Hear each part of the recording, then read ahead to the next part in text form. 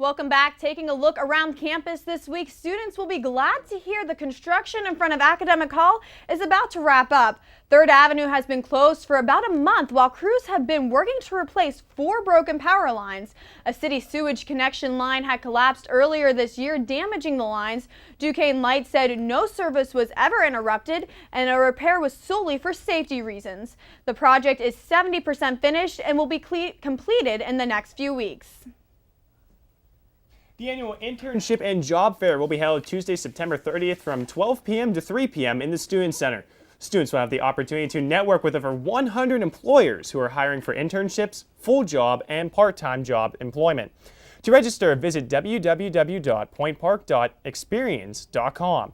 If students have questions or would like their resumes to be reviewed prior to attending the fair, please contact Career Development.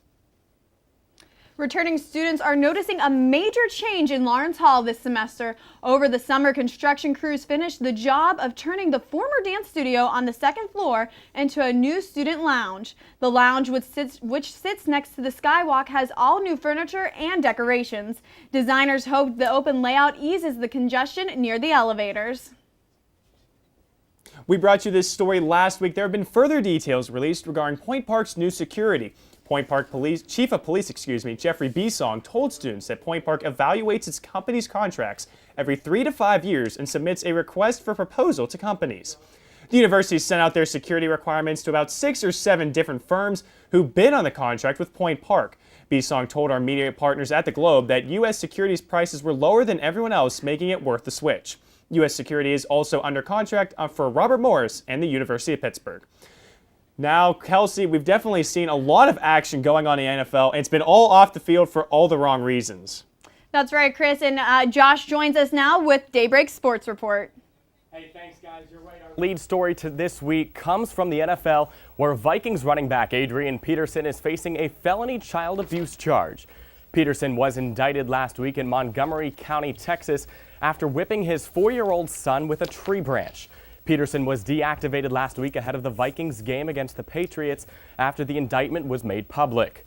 On Monday, the team announced that Peterson would be reinstated with concerns for due process. After this announcement, the Vikings were met with public backlash. Minnesota Governor Mark Dayton said that the team's move to reinstate Peterson was a mistake and called it an awful situation. On Wednesday, the Vikings announced that Peterson would be placed on the NFL's exempt list, preventing him from taking part in team activities indefinitely. The Vikings will continue to pay Peterson his full salary worth $11.75 million this season. The reigning Heisman Trophy winner Jameis Winston is facing a first-half suspension for this weekend's game against Clemson. The Florida State quarterback was seen shouting an obscene sexual phrase on campus Tuesday in the latest incident in which his behavior off the field has created problems for the team. Earlier this year, you will remember, he was charged with stealing crab legs as well. In baseball, the playoffs are getting closer and closer as playoff berths are starting to be clinched. The Los Angeles Angels clinched a playoff berth for the first time since 2009 after beating the Seattle Mariners on Tuesday night.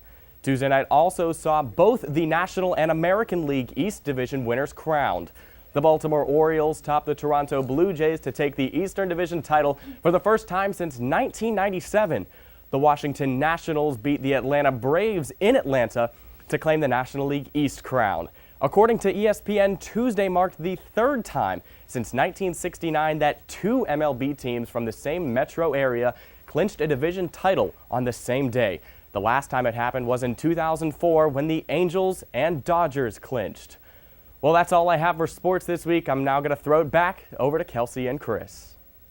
Thanks, Josh. Coming up after the break, find out why 3 Pittsburgh public schools had police on campus last week. And see what new formal art around town has a practical use.